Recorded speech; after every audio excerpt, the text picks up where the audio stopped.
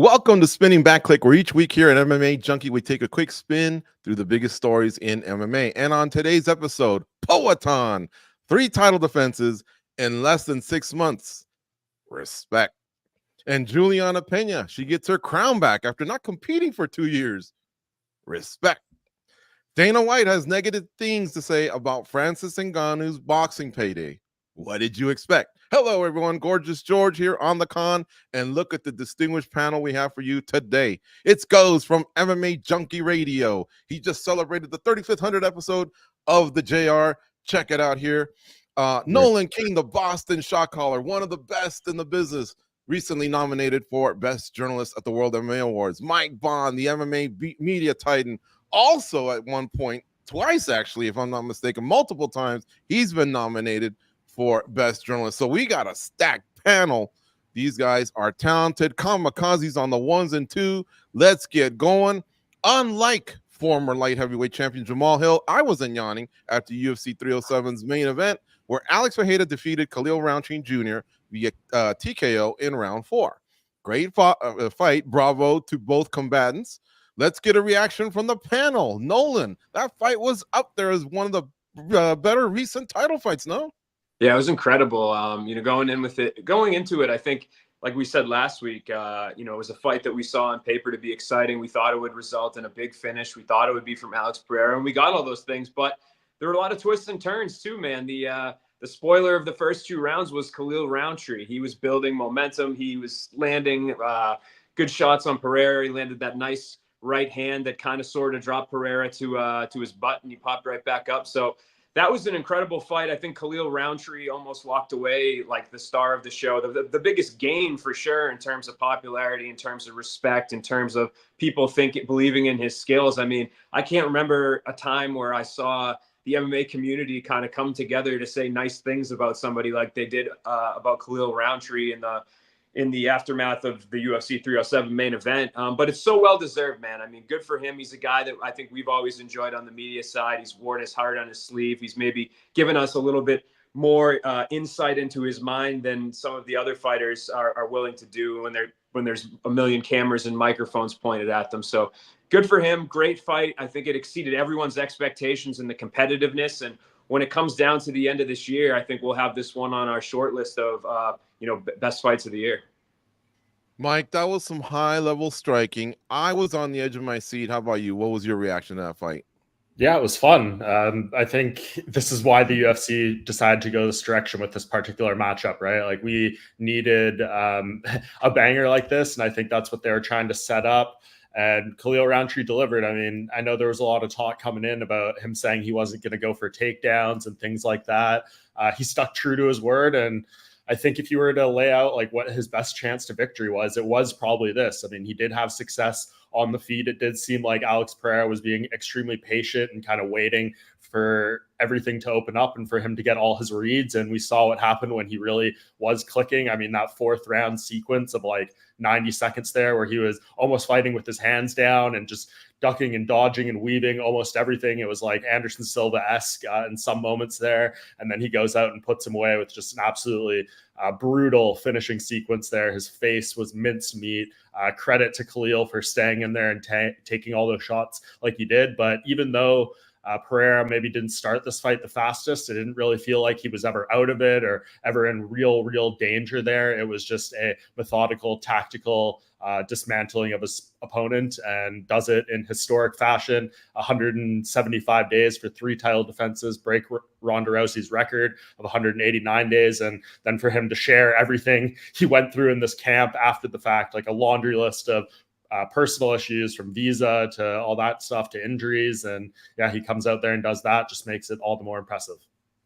Yeah, dude's a beast, man, for sure. And like you said, started off slow, goes. The former Tough Enough alum, Khalil Rountree Jr., was up 2-1 on the judges' scorecards going into the championship rounds. That's crazy, huh?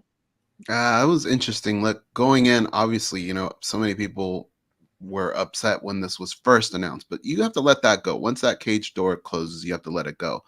But Khalil Rountree, he's the guy that embraced that moment, right? Like the way he came out, his game plan, you have to give credit to John Wood, who has proven before that he knows how to prepare fighters for title fights. This kid he gave everything he had, man. It really looked like he was fighting the Terminator there at some points, like just coming forward, giving everything he had. But Pereira just wouldn't back off, man. He's an amazing fighter. I don't know. Hopefully, the UFC knows what they have here with both of these guys, because you can sit here and you can say amazing performance, the heart that was shown, the technique, and all that, and that's great. And these fighters probably vastly appreciate that. But please make it worth their while in the pocketbook, because when you look at Khalil Rountree at the end of that fight, his heart was broken. His face was a mess. Who knows if he walks out of that cage the same guy he was when he walked in. You see what Poatan had to go through to get to this fight. Boy, do these fighters deserve so much, man, for entertaining us the way they did. Absolute superstar in Poatan. And Khalil Rountree, in a loss, takes a step forward. And now I think he's kind of up in that bubble where now fans are going to be super excited to see him fight. So amazing way to end the night. You have to give them your salute, George. That was a great fight. I echo that goes. I remember Daniel Cormier sharing a story where after him and John Jones part one, he got $1 million paycheck. Look, if they don't want to write out $1 million, I get that, but take care of that, man, because Rountree did go out there and give them everything they wanted, and that was a show. He was winning the fight at an important juncture of the fight, and yeah, he went out on his shield. He took about as much damage as one could, and all the while was a true professional. So shout out to him for sure. The chat is blowing up. I love it. You guys help make the show. Please help the like button, or hit the like button if you don't mind. Subscribe to the channel. I'm telling you, you won't regret it. I'm going to read off a couple quick ones, and then we got to keep going here because this is a huge event that we're reacting to. We'll start off with a negative one. Just get out of the way. Some guy at his gas station, and Schultz says, that card sucked. Bro, it did not suck. That was a really, really solid card. It wasn't the best ever, but I thought it was good. What kind of a bar do you have there, bro? Frozen Like Elsa says, don't redeem it. I don't know what that means. Lazy bed. What's up, gang? Sup, panel? Mike Bond. Let's do this. That's Mike Bond right there, the host of The Bonfire here on YouTube. So check it out. One of our colleagues going the route of taking some of his knowledge and wisdom and creating a show, just like I plugged Danny Segura's Hablemos MMA. Check out Mike Bond's Bonfire. It took off last week. Chris Goes Wild. Hey there, everyone. Telvin Kiapa. Poatan is officially the second greatest light heavyweight of all time. Shama. Take it easy. He's getting there, but we're actually going to discuss it, Telvin. So more on that later. But guys, let's continue here. And Mike, this is your wheelhouse here. What is next for Pereira? You do this for the site many times. Some people may not hear, but tell everyone what you were telling us on Sunday, what you would like to see for Poatan. Yeah, it's got to be Magomed Ankalaev if he beats Alexander Rakic later this month at UFC 308, right? I think that was the fight people thought should have been the fitting next matchup if we're going by, like who's the most worthy contender and highest ranked and all that stuff. This was kind of situational with Rountree. They were really needing a main event for this Utah card, and some things kind of got shuffled around, and we ended up with this fight after Ankalaev was already booked. So I think if he goes in there, it would be, I think, a 12 or 13 fight winning or undefeated streak for him at that point, because there was the draw in there with Jan Blachowicz. And yeah, I mean, it's pretty clear he's the one who deserves it. Pereira says that he wants to prove some things against a matchup like that, and that he wants to stay at 205. I think he made that pretty clear both going in and coming out of the fight, that this division is his priority, and he's already beaten most of the guys who are highly ranked. So Ankalaev sticks out like a sore thumb. If he can handle his business there and get it done, he's the one. And if he doesn't, though, that's when things get really interesting. I mean, I guess you could throw Rakic in there. I don't know how much demand there would be for that. I think if Rakic does win, then maybe the conversation about him going to heavyweight or down to middleweight for one of those fights, I think would maybe crystallize and become more realistic, because there just wouldn't be anything that would stand out. So I think definitely Ankalaev, if he wins, he's the number one choice, and the options open up a lot if he loses that fight. Mike, the best thing Rakic can do is starch him, right, and make a statement so that he kind of steals the shine, steals the ranking. I think Nikita Krylov is also working on a 3-fight win streak, but do you think it's there for Rakic for the taking, as long as he doesn't bore us to death along the way? Yeah, for sure. He's got to go out there. I mean, this is one of those fights everyone's talking about, the number one contender being on the other side. And of course, we just saw Rakic lose at UFC 300 to a guy who just lost for the title in Yuri Prohazka. But he's got a solid resume if he goes out there and does something big. I mean, if Khalil Rountree can get the title shot respectfully, there's no reason Rakic couldn't get it with that win either. Yeah, and I'm aware that Krylov also has a fight booked against Azamat Mirzakhanov in November as well, so he would have to handle his business. But Poatan's looking for time off, and I think it's well deserved. So this will give the division a little time to breathe. But I think those are your kind of your front runners there, as far as next possible opponent, because he did seem to shut down middleweight and heavyweight. But big stuff's happening at heavyweight as well soon, so we'll see what happens there. What's next for Rountree goes, like you said, probably time off, hopefully a bonus check. But at some point when he comes back, he's a guy that's now won 5 of 6. He is a finisher and he's gained a lot of fans. Yeah. I think for Khalil Rountree, what he's got to figure out is like, what is his goal moving forward, right? Is it to be champion? Is it to make a lot of money? Pick right matchups? I don't know. Like, he has to figure out how his body's going to feel, how his body's going to heal from what happened, and what the strategies are going forward. Definitely no fighting for the rest of the year. And I'm happy that he's getting praised. I want him to get paid. But honestly, when he goes back and he watches that fight, I think he's going to learn a lot about what things that he probably didn't even realize happened in that fight. I think this kid still has room to grow. But one thing, and it was kind of mentioned in the chat, he might take offense to that yawn. I think it was a yawn, right? I don't know. Maybe he'll yawn that way. But that might be a fun fight to put together, right? Jamal Hill, I would like to see that. And hopefully maybe with him healing up and with Khalil taking some time off, maybe they could be somewhat on the same trajectory. I think that would be a fun fight to put together. Let's revisit it for sure. And yeah, that's how I stuff my face when I'm in a hurry. Okay, I gotta go. I just shove the rest of that burger in my mouth. That is not a yawn. And I saw a few comments coming in on that. We were talking pre-show. Give him an elbow, right? Pretend you're asleep and give him an elbow. But yeah, the yawn, he's got to lose that one. All right, Nolan King. Pereira, man, is he the MVP of the UFC at this current moment? When you factor in performance, right, business side of things, kind of the face of the promotion, what would you say at this time he's kind of their MVP? Yeah, I mean, you could probably debate who's a big, Connor's obviously still the biggest draw. Like, I'm assuming John is probably a bigger draw. But yeah, I mean, for a guy that's active, competing, doing things for the company, saving them in times where they don't have main events, where they need title fights, where they have these deals with different countries and states to put on shows that have a certain amount of, it seems like some of them have a certain amount of title fights maybe tied into some of those deals too. Like, I think he's the guy. I mean, he's the guy that's fought super frequently. He's defended his title numerous times. You can rely on him to deliver and be exciting legitimately every single time that he steps in there. So to me, I mean, he's the face of the UFC right now. I don't know if you can debate value and whether Connor's even on the roster at this point, or if he can even be considered part of that conversation. But yeah, for an active guy, for somebody that's a company guy, for somebody who's the face of the UFC, it's got to be Alex Pereira right now.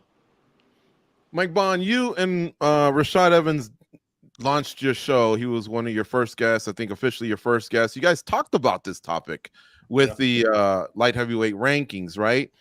Did Poatan maybe squeeze his way in there in the top 4? Because you guys had a common top 4, it looks like.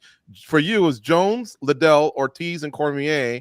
And Rashad Evans had, let's see here. I just had it. John Jones, Chuck, Tito, Cormier. So you had him behind Shamrock. Did he pass Shamrock, and did he squeeze his way into the top 4 for you? Yeah, I think the top 5, I think I'd probably still have Jones at 1, Chuck, Tito, Cormier, and then Alex Pereira would probably be there at 5 now for me. It'll take a little more for him to, I think, supersede like Daniel Cormier, who obviously, don't need to speak about what he did in the sport. And then, Chuck and Tito obviously set the foundation of this weight class and had more title defenses in their reigns. So Pereira's getting real close here. I think if he does fight Magomed Ankalaev and like wins that fight in a manner where he like defends some grappling and does some things like that and KOs him or whatever, that will really change the game. And I think people can stop saying he's being fed favorable matchups or, fights that are just meant to be exciting, things like that. That would really make a big statement about his well-roundedness as a mixed martial artist. I think that would elevate him up there. But man, I think for someone who's only been in this division for 18 months or a little bit more, the fact that we're talking about him as a top 5 champion in the history is absolutely ridiculous and remarkable. So even if you were to put him lower, I'm not going to complain because he hasn't been here that long, but my God, the work he's done has been incredible. For sure. So there you go, Telvin Kipapa. You had a comment there. You had him at number 2. It's still a little soon. There's some legends ahead of him, but he's climbing for sure. And he probably passed Frank Shamrock along the way, who also had a similar run. I mean, I don't want to get into it, but I think he did all his damage in 1 year as well with the UFC. It was very, very impressive back in the day. Undersized as well. Frozen Like Elsa says, let's get straight to business. Mario Batista needs to be cut. You're going overboard. Judges suck. They did that night. Taporia needs to focus on Maximus, not Islam.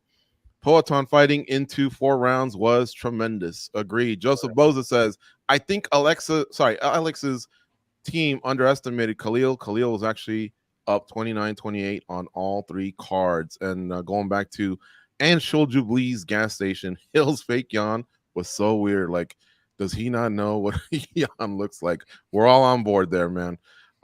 Chris Goes Wild says, no, never mind. Mark England says, great patience shown by Alex. Rountree burnt out and got picked apart.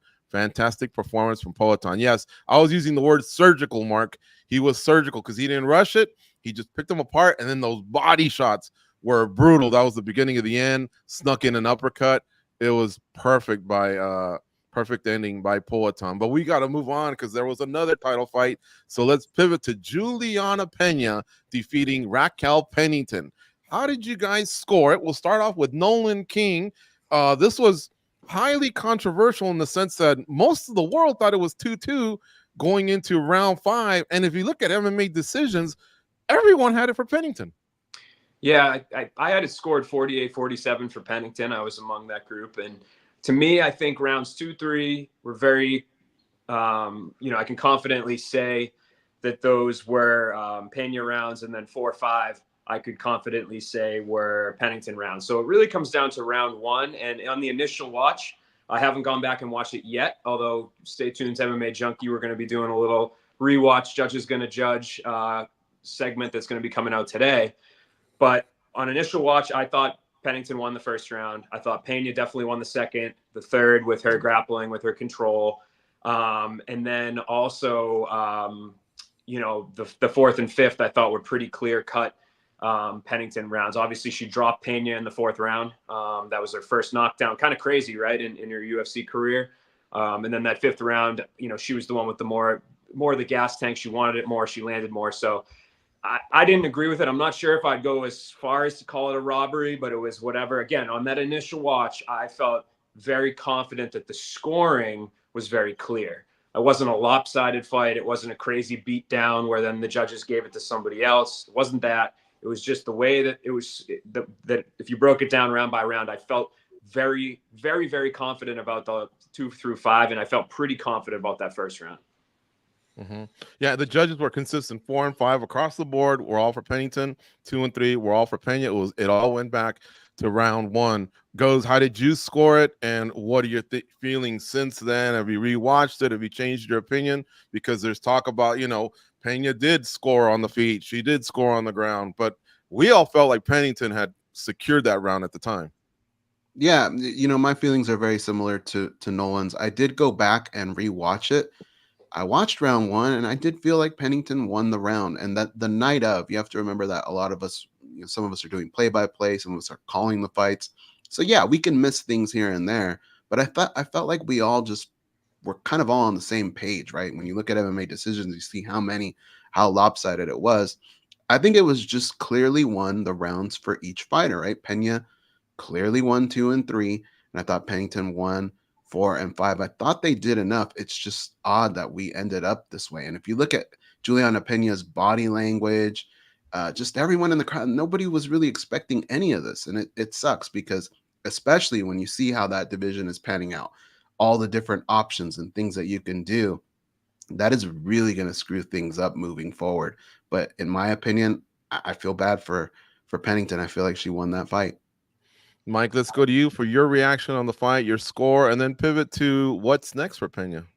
Yeah, I agree with both these guys as far as the rounds and all that stuff. I think Pennington won 3-2, so don't need to go much further into that. They nailed it. I thought this was a bad decision. When you're talking about, it being swayed by one round, as Nolan said, it's hard to call it like a robbery or anything like that, but I will go with a bad decision. And, both women certainly could have done more in there. I don't think Raquel Pennington really pounced on her opportunities when she had them to kind of maximize damage and maybe make a statement on things to allow this to slip through her fingers. So that's quite unfortunate. But if you're talking about like what's the best outcome for the women's bantamweight division, I guess this was it. I mean, you can say what you want about Juliana Pena's comments leading into this about Raquel Pennington being like a bad representation of the women's bantamweight division and not someone who's really gone out of her way to promote. I think there was some truth and fairness in those statements, even though people may not have liked the messenger. But here we are now.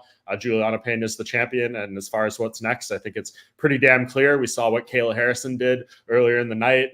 It was not the one-sided destruction that she was promising all of us it was going to be against Ketlen Vieira coming in, but she went through adversity. She showed some different elements of her game, and she won the fight pretty clearly, in my opinion. And now you set up Pena versus Harrison, which I think is the biggest fight you could possibly make with active fighters. Of course, Amanda Nunes notwithstanding. If she announces her unretirement, I think she walks straight into a title fight and a trilogy fight with Pena, and maybe she is sitting at home right now watching that fight and just licking her chops, knowing she could get a belt back, an absolutely massive payday, and shut up Juliana Pena once again. But if she doesn't do that, Harrison is a damn big fight too.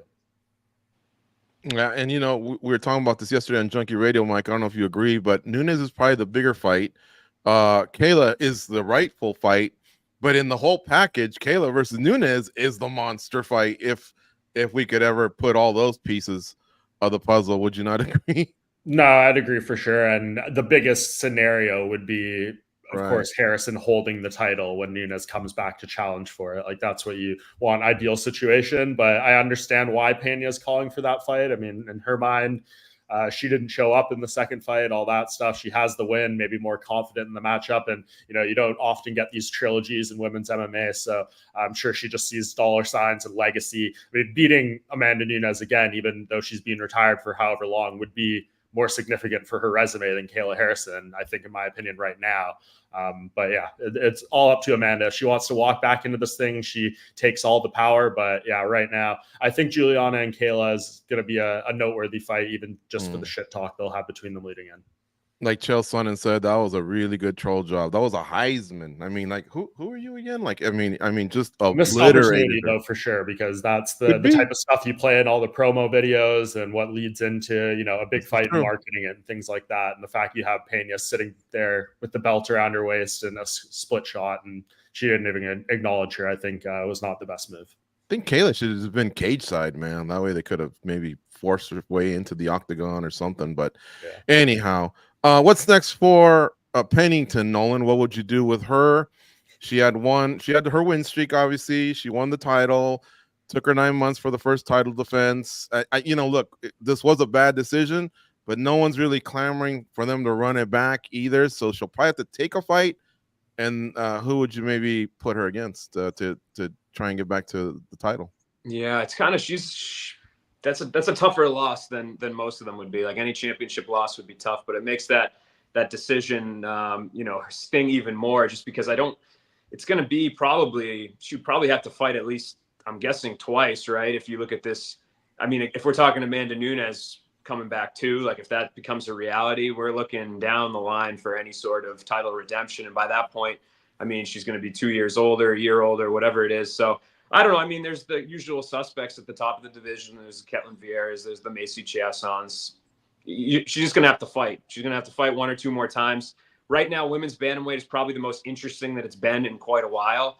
And that's kind of unfortunate for Pennington, because she's somebody that I think has never really tried to be a personality. She's never, been somebody that I think people have necessarily really put on a pedestal when it comes to what do I look forward to on this fight card. She's done it through hard work. She's done it through earning it, through winning.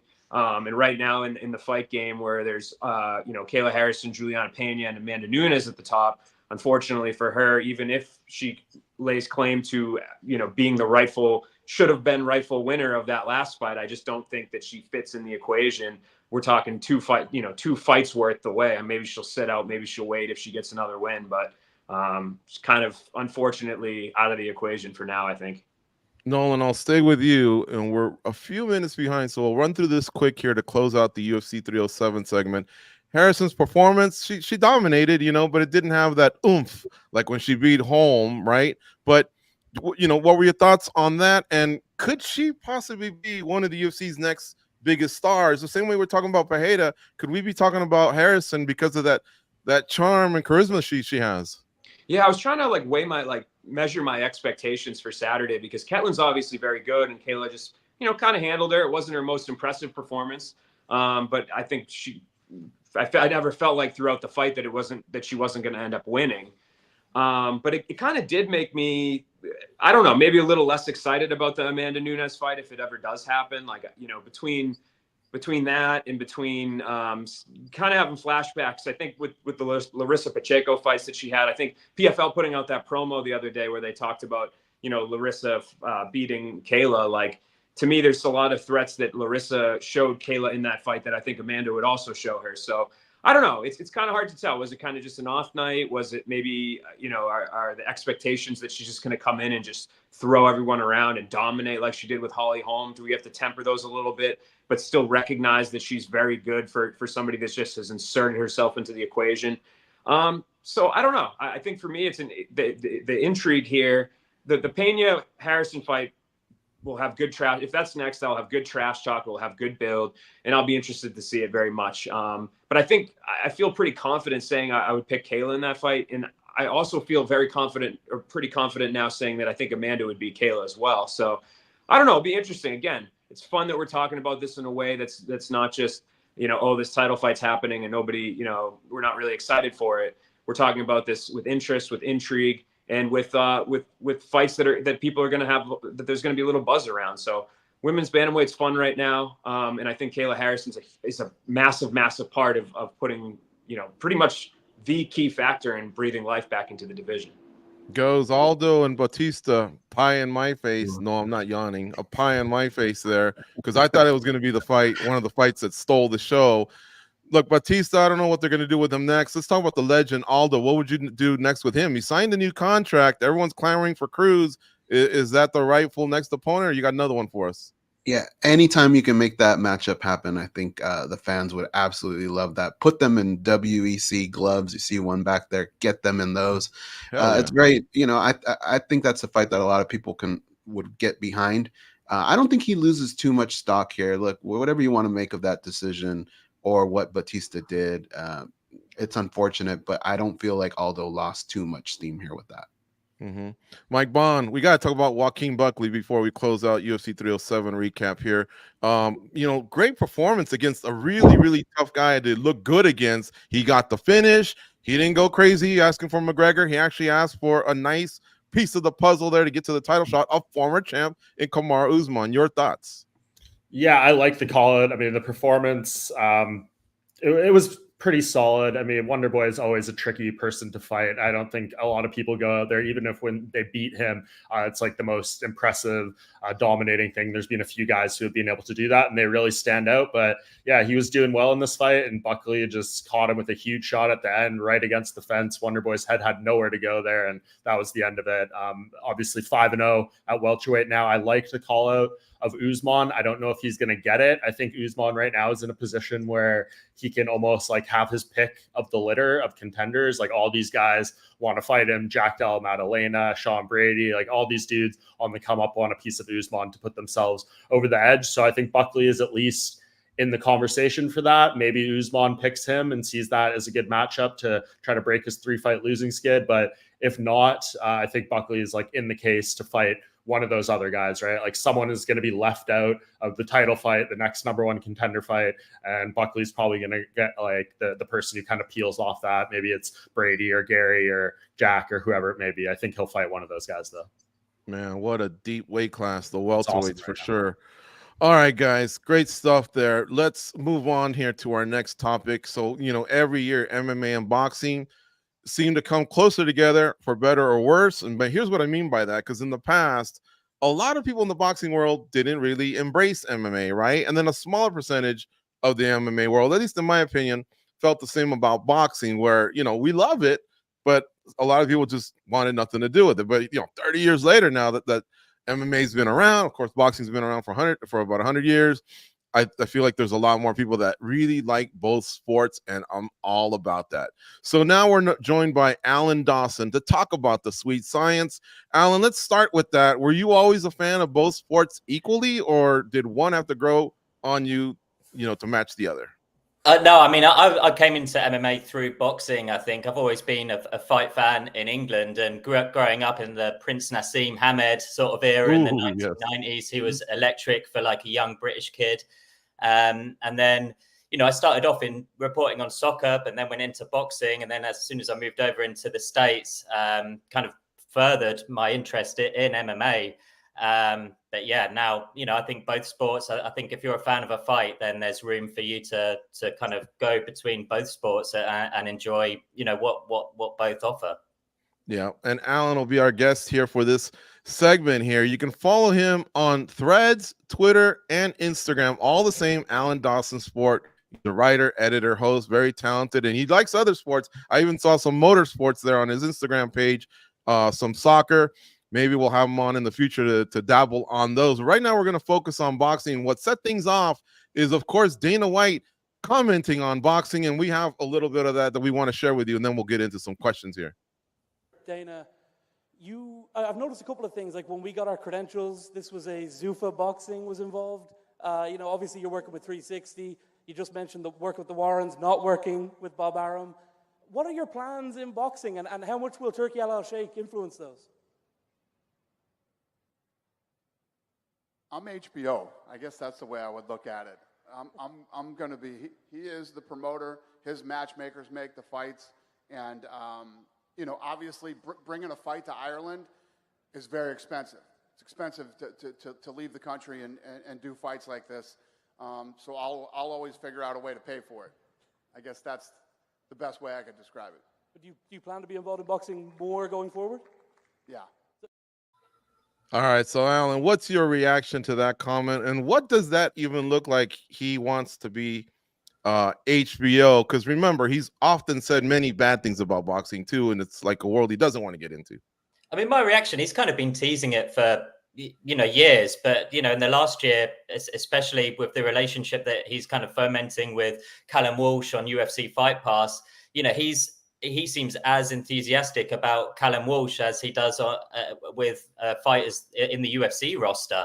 So it was clear that he was getting more into boxing. And then, especially in the last 6 weeks, we've just kind of heard more about what those plans might be, with him saying he'd be the HBO, whether that would be on UFC Fight Pass. If you go on boxing.net, this is a website that the Saudi Arabians have been trying to launch all year. And I have heard that there would be, or at least there was going to be, if they launched in time for the Terence Crawford-Israel Majmov fight on August the 3rd. I think they wanted to launch that for then, with the option to buy and watch that fight on that website. So if Dana White was involved in that, and then maybe had shoulder programming, which he does great, I think with Contender Series, Ultimate Fighter, these are things that boxing probably doesn't really have unless you're on the HBO or Showtime, when they had 24/7 or All Access. Dana White knows how to do those sorts of programs. If those were on UFC Fight Pass, or if there was synergy between boxing.net and Fight Pass, that seems to be one or two or both options that I could see happening. My reaction is excitement. I'm in boxing, I'm in MMA. I think you bring these two sports together and good things can happen. A lot of bullshit could probably happen as well. This is the fight game, and it could move either way. But yeah, general reaction. I think boxing is a sport that's welcomed Daniel Kinahan. It's a sport that's welcomed Turki Al Sheikh. Why can't we welcome Dana White as well? Mm-hmm. Now, he is now obviously been in combat sports for many years. He likes to throw on big shows. You saw what he did at the Sphere. Yeah. And I don't know that he wants to start kind of like at the grassroots level. So my question to you would be, not is there room for him in boxing, but is there room for him in boxing at the top level, like with the names that you just mentioned, a Crawford, or maybe somehow getting Canelo Alvarez, you know, to fight abroad or whatever. This is what I think is quite interesting, because like his relationship with Terence Crawford goes back probably a while, because Crawford was training at the UFC Performance Institute. I'm sure for a couple of years. Deontay Wilder has trained there. It is open to boxers. You know, I think the UFC has been interested in Crawford, whether that would be with Zuffa Boxing, but you know, Crawford's ended up with Turki Al-Alashik. Yeah, I think there's room for him at the top level for sure, because even if it was on a broadcast, marketing, distribution level, there are rights that are up for grabs in the next year. Top Rank's deal with ESPN is expiring. Premier Boxing Champions recently left Showtime Sports, and they've signed with Prime Video. But there is for sure room with, you know, in the PBC. They need more dates. You know, I know they're talking to another broadcaster. That could be Fight Pass. That could be, I know it's not right now, but that, you know, there's room for Dana White to come in with these rights that are up for grabs. Golden Boy Promotions has a deal with DAZN, but I feel in recent years they've always felt as the number two to Matchroom when it comes to you know, DAZN and their interests. I think DAZN should for sure get more involved with Golden Boy because of what they've done throughout this year. I think Golden Boy is probably the lead promoter in boxing in the United States. So, you know, between the three of them, maybe there's rights that could be up for grabs for someone like Dana White if he was going to come into the game from a broadcast point of view. And Oscar does seem to be clapping back, so maybe he'll make his move in 2025. All right, let me share you with the panel here. Goes, what do you have for Alan Dawson? Alan, so Dana White, he's denying the idea that Francis Ngannou is getting bigger paydays in boxing than in the UFC. And we all know it's not really necessarily contract for contract, right? I mean, there are opportunities. There's your freedom, right, that you get in boxing a little bit more, and your ability to kind of generate sponsors. Are these sponsors paying as much as they used to back in the day? Like, what do you think of that when you compare the two contracts that Dana White is bringing up? Yeah, I mean, just to kind of like, I was surprised Dana White said that it just going on Riyadh season, you know, fight purses to start with. Mark Demori is a kind of regional level guy. He's fought some international fights. He fought Filip Hrgović in Riyadh, and he got paid $300,000. Hrgović got paid $3 million. On the same card, Deontay Wilder fought Joseph Parker. Wilder got paid $10 million. Bob Arum told me before Tyson Fury fought Ngannou and then Alexander Usyk that he was going to get paid more than $200 million for both fights combined. So what's Francis Ngannou's market value in the context of those kind of paydays? You know, even outside of Riyadh season, you know, I heard Errol Spence got paid $50 million to fight Terence Crawford last year. That was a massive fight. When you're a big name, you can make a stupid amount of wealth, you know, in one fight alone. So I kind of, you know, Francis Ngannou getting paid $10 million for Tyson Fury, $20 million for Anthony Joshua, $30 million combined. I don't see how that's, you know, that seems to be his market value in boxing. And, you know, would he have got paid more in the UFC in that short of a space of time? I really doubt it. But yeah, when you're a name and you're kind of scandal free, you can attract sponsors on top of that. Anthony Joshua, Saul Canelo Alvarez are two really good examples of that. Tyson Fury hasn't been able to, even though he got the paydays in boxing, I don't think he's been able to transfer as much, you know, just because he said some heinous stuff in the past. And, you know, sponsors tend to flee when you kind of shoot from the hip and, you know, straddle that line of acceptability like Fury's done over the years, whereas Anthony Joshua's kind of kept himself out of trouble. And, you know, he's been sponsored by French Connection, you know, Lynx, which is Axe over here in the US, you know, and Canelo's now, you know, a business in and of itself with, I think he's got, I think it's called Canelo Energy. And I'm sure he's got hundreds of convenience stores all across Guadalajara. All right, Mike Bond, what do you have for Alan Dawson? Yeah, I guess just a follow-up to what Dana said there about Ngannou. I mean, I think the only way to kind of justify maybe the numbers in his mind, like Ngannou, what he said, he offered him the second biggest contract ever, like $8 million or $9 million to fight John Jones. I could see a world where if he got that purse and the fight did 1 million plus pay-per-views or something, like maybe there could have been a comparable purse. But the thing people aren't looking at when it comes to the UFC is if he had lost that fight, would he have made anywhere close the fight after, right? Like that's where the contracts in the UFC drop off significantly. You lose things like pay-per-view points and other elements. So maybe the first fight, a Jones versus a Fury comparison, maybe he could have hit that. But if he had lost to both, I guarantee he wasn't making as much for the following UFC fights as he did Joshua. So I think maybe Dana White's just like broadcasting a perfect world scenario where he wins and it's like an absolute massive selling pay-per-view. Maybe those numbers are comparable, but that's a lot of factors where Ngannou against Fury and Joshua was making probably the same payday no matter what happened in those fights. So I think that's kind of something to go on. I guess that tailspins into a question a lot of people are having about this potential boxing venture. Alan, Dana says that he wants to implement like the UFC structure of payment and things like that. Is that even feasible? I mean, who wants to bite on something like that when there's something out there that already exists that if you can get to the top level is probably more financially viable, as you kind of listed with all that 50 million, 100 million paydays. I don't think Dana's keen to do those consistently.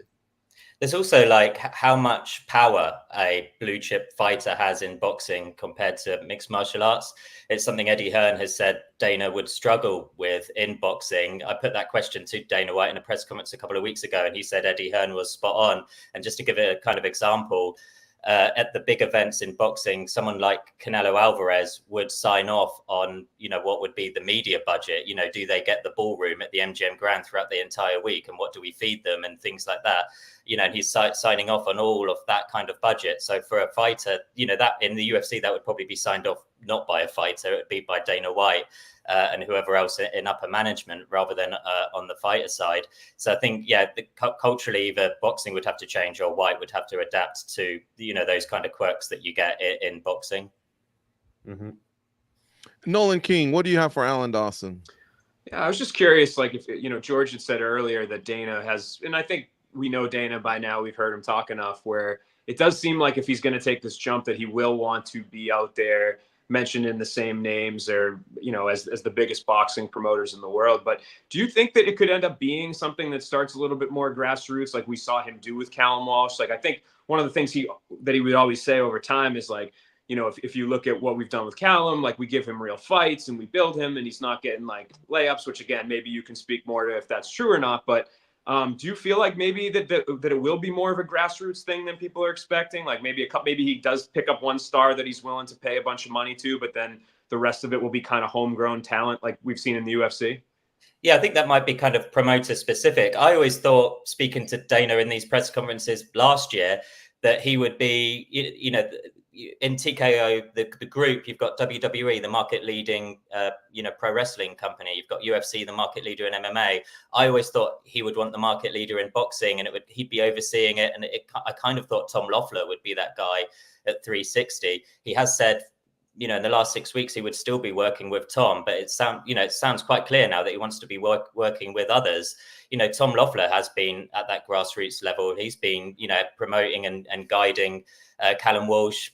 Previously he had Gennady Golovkin and the Klitschko brothers. He's done a lot for women's boxing before it was kind of fashionable to do so. In the last 5 years, Tom was kind of on that train before then. He was also one of the champions in the much lighter weight classes in boxing. Like he had this Superfly series, which was guys that were probably like 112 pounds, and trying to popularize, the lighter weight classes when there's such a bias towards maybe lightweight and above in boxing. So if he was going to do that, Tom would be the perfect guy for that. Yeah, and if he wanted to jump in, in the bigger name area, maybe Eddie Hearn would be the promoter to kind of work with there. I feel like Eddie Hearn's challenge, though, is because, from the result that Anthony Joshua had recently with Daniel Dubois, Eddie kind of now needs to develop his next star. He's had Anthony Joshua for more than 10 years, headlining soccer stadiums, the biggest arenas in Britain. And now the challenge, and I think this is for British boxing in general as well, is to find that the next person who can fly that flag. But Dana White, I think, has got a relationship, at least friendly, with Terence Crawford. Crawford's with Turkil Al-Sheikh. I really could see a Dana White, UFC, Zuffa, HBO, Terence Crawford kind of event in the near future. And I think we probably might see that in 2025. As in maybe Crawford versus McGregor, not in MMA, because Crawford already said he ain't trying to get kicked and elbowed. But what do you think of maybe boxing? I suppose The only thing about now that, that UFC gives a blessing. the only thing about that is it just seemed to come out of the blue. Like it didn't seem to. There was always with McGregor and Mayweather, that was always such a melting pot of the two sports coming together, and it always felt like something that would sell a lot. You know, you guys would have seen it on Junkie as well, writing about that story in the build up before it was even made official. You could tell the level of interest that fans had in that event. I feel like there's better fights for Crawford to have. I feel like the Canelo fight he wants. I think the fact that he's got a mandated fight, they're working on the purse bid. Whether or not it comes to fruition or not is another question. But Sebastian Fundora at 154 pounds is about 6'6", and he would present really quite strange physical questions to Crawford. There's some really interesting fights for Crawford at 154, and just, you know, if you're putting on a list of my interest for like a 2-fight deal with Conor McGregor, it's just not high up for what I would want from Crawford, because I think he's probably only going to give us a few more fights before he kind of retires, and I just want him to. What he did to Errol Spence was an all-time great thrashing. It was probably the best live event experience I've ever had in all sports, all entertainment. It was amazing to kind of witness that. And I think he can kind of do that again. It's just with the right opponent. For me, Conor McGregor's not the right opponent, but I'm not against these crossover fights. I just find that one a little bit more, you know, let's throw something to the wall and see if it sticks, rather than having that organic build up that, you know, Mayweather McGregor had, and to an extent Francis Ngannou had coming into the sport as well. Live in person, you're saying Crawford Spence for you topped Joshua and Klitschko at Wembley as well? Because I thought that was nuts. Yeah, I mean, I was at both, but yeah, for me, the crowd, it was the best looking crowd I've seen in my life at Spence Crawford. People, the tickets must have been were so expensive, and people showed up like, you know, that was as close to Hollywood that boxing is ever going to get. There was a red carpet, there was celebrities all in the crowd, and it was all built as this 50-50 kind of matchup. With with Klitschko and Joshua. Tyson Fury had already beaten Klitschko. The kind of aura had lost a little bit on Vladimir's side. You know, Tyson Fury is the one to dethrone him. Joshua is kind of like just adding to, you know, the tail end of what was Klitschko's, you know, career at that point. Klitschko came to fight that night, though. He knocked him down. It was an amazing thing. But I liked Crawford. I liked what I liked. Yeah, no, you were there. It's it's obviously your opinion. But you know, let's segue into this.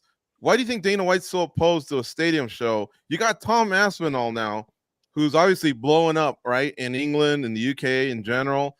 And I'm just thinking, whatever happens with Jones and Miocic, whether one of them stays or they both retire, somehow he's got to get this guy in a stadium to do a big show like what we've just talked about, or what Anthony Joshua recently did. The English crowd delivers on the stadium shows. Yeah, I think that's like true. And it's not just one fighter. Anthony Joshua has done it time and time again. Carl Froch did it in against George Groves in the second fight. That was 80,000 at Wembley Stadium. Tyson Fury's done it. I really think Tom Aspinall could be that guy. Stadium fights in Britain are amazing to be a part of.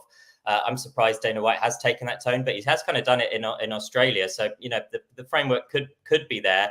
I really doubt we'd ever see it in Vegas, though, at the Allegiant, just because of how, from what I've heard from event organizers, I mean, this is more so in boxing than in MMA, but, you know, when you take a fight to the T-Mobile Arena or the MGM Grand, the demand for the tickets means you charge more, and the gate is actually higher at the smaller venues than what you would have at the Allegiant. So maybe that could factor into Dana White's thinking that you'd be able to charge more with the O2 Arena or the arena in Manchester, or, you know, if they went to Liverpool or any of these other kind of big arenas in England, you know, maybe the gate receipts would be bigger overall with the smaller crowd, because the ticket prices would be a lot more. And that is an issue, I think, with British MMA, with UFC. The ticket prices have, I think, for sure priced out some of the common men and women. One final one. Mike Tyson and Jake Paul. I can't believe we're talking about this, but we are. I'm on record. Tyson gets it done in 2 rounds. Am I crazy? Am Oh, am I wow. buying into these videos where he's just smashing them pads still? No, I like it. The only thing is, we've seen it a few times with these kind of influencer crossover events where you get closer and closer to fight week, and then you find out that you've kind of been missold. So they're saying this is a fully sanctioned pro fight that will count on Mike Tyson's record and Jake Paul's record. I kind of think we're going to get to fight week and we're going to find out it's an exhibition. You know, when it's not 3-minute rounds. It's not the, it's 2-minute rounds. It's not, it's different kind of gloves. I'm not sure why Texas would say it's, a sanctioned event when they're going to, or if they're going to, go back on that and it's all going to come out that it's not. That's the only way this doesn't become icky. If it's just an exhibition, and Mike Tyson and Jake Paul have been friends before. Mike was on a rap video of Jake Paul's, I think it was called Park South Freestyle. Jake was even on his undercard for the Roy Jones Jr. exhibition, in early COVID, which was one of the most, I think that was probably the most fun crossover influencer, whatever you want to call it. That was the most fun event. That's what they should be leaning into more, but they've never been able to replicate it since. It sold well, I think, at a lower price point.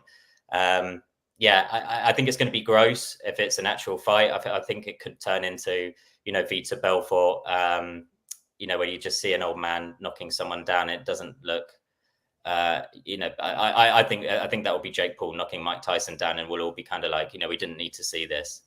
All right, I better hedge my bet. I'm getting scared. But Alan, thank you so much today, man, for joining us and unpacking some of these big stories from the world of boxing and mixed martial art, the crossover. And again, folks, you can follow Alan Dawson at Alan Dawson Sport on Instagram, Threads, and Twitter. We'd love to have you back, sir.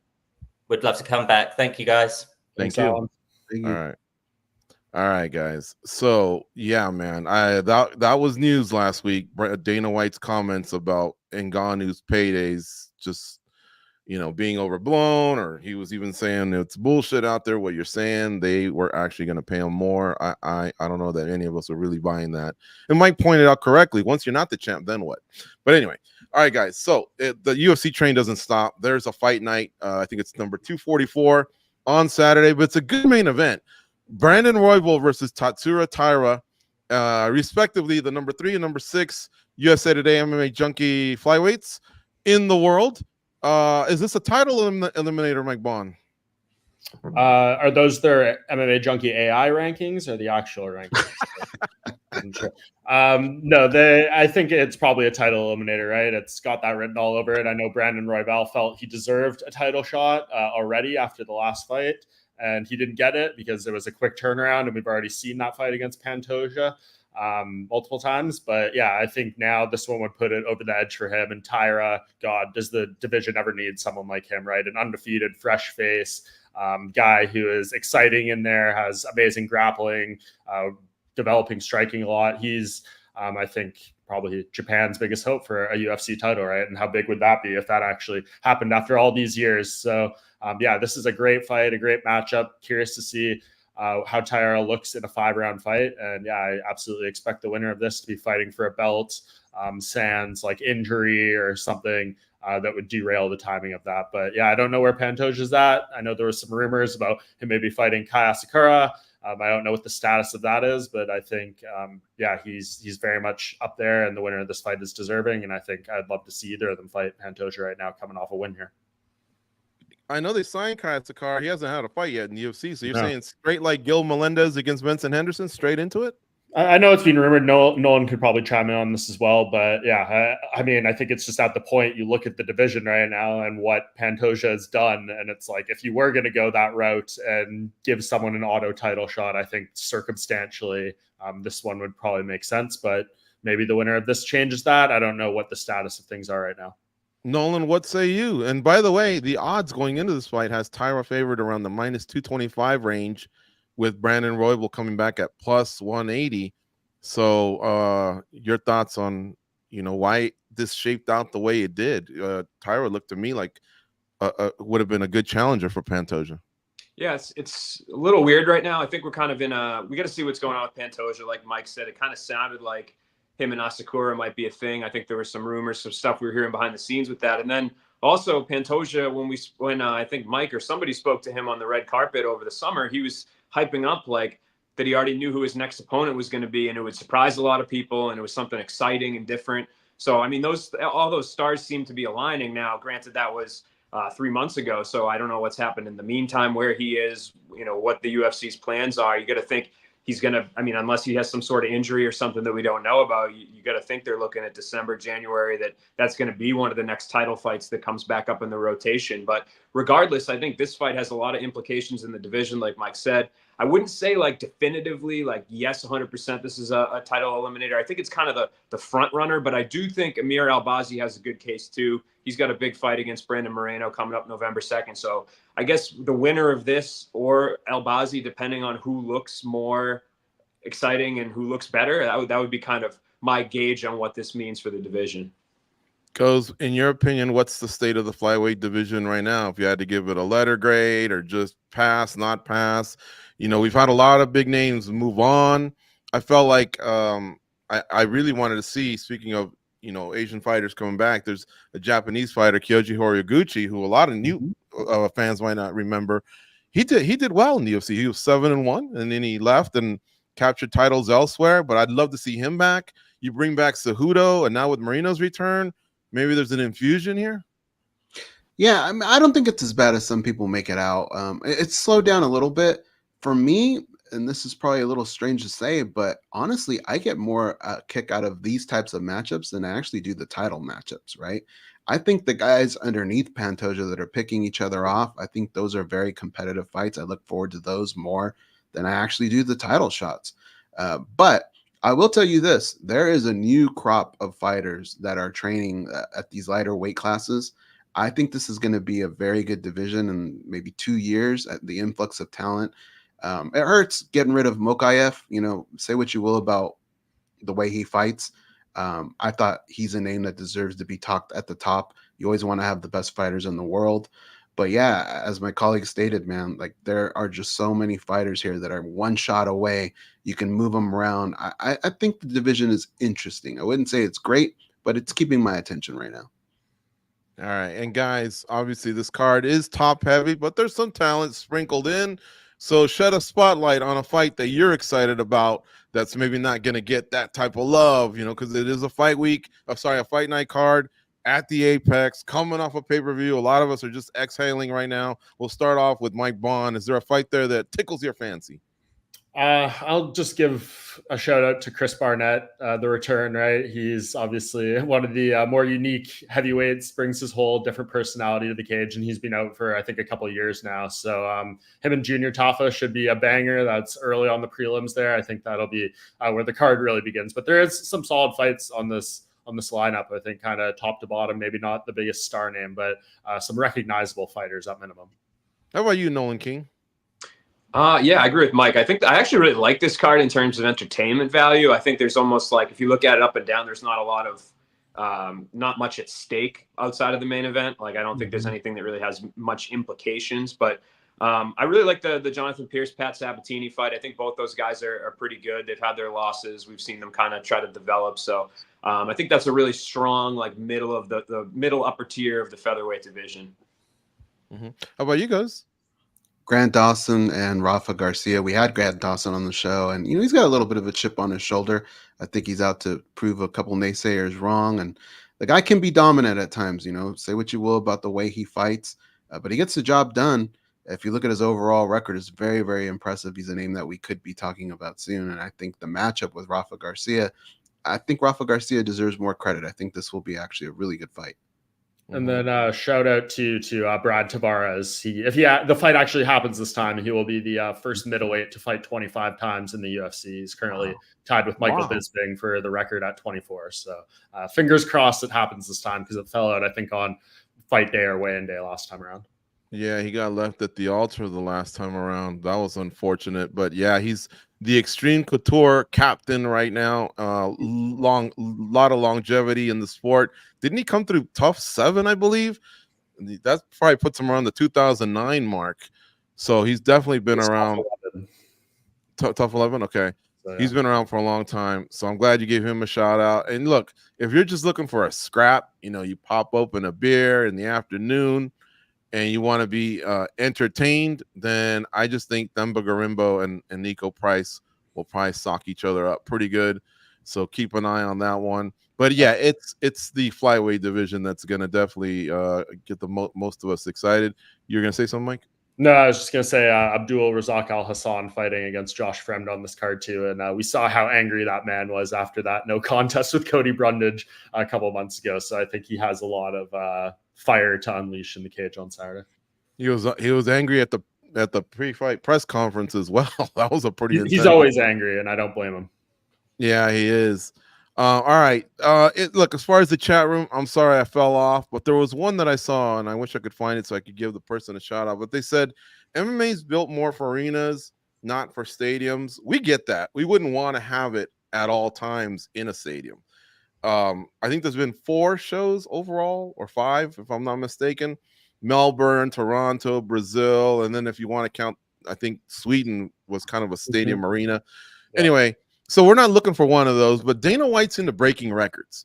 And Allegiant, I believe, can pack around the high 60s, almost 70. And there's a word out there that the word out there is that in Japan, they had a show that had like 90,000, right? But it was kind of an alleged number. And it looked like 70 or 71,000 was the more accurate number. Dana White likes to break records. Allegiant Stadium doesn't impact. Remember, he says a lot about wind and sand and the elements, right? Well, it's enclosed. And so I just think for the right fight and to break the record for the most fans ever at an MMA event, he should have one at Allegiant Stadium at some point. But we're not asking to have them every week, just a select show, and it's got to be the right names. We get it. For a long time, we thought it could be Jones and Ngannou, but obviously that ship has apparently sailed. But he wouldn't be able to break the record for most fights at an event, right? Don't the Raiders hold that? They have way more fights. I think so, yeah. Most stabbings, too. Anyway, all right, great job. Mike Bond, Nolan King, Goes from MMA Junkie Radio. Shout out to those guys. Kamikaze was on the 1s and 2s today. The script writer was Danny Segura. So thank you all for tuning in. We do this for you guys. If you can hit a like button on the way out, we'd greatly appreciate it. And why not subscribe to the channel? Because there's a lot of free content there. And if you're a hardcore, a junkie, if you will, you'll love it because we cover every single event, including obviously all of the UFC, PFL, Bellator, and select other shows. So subscribe, won't you? And we'll see you all next week on the next episode of Spinning Back Clique.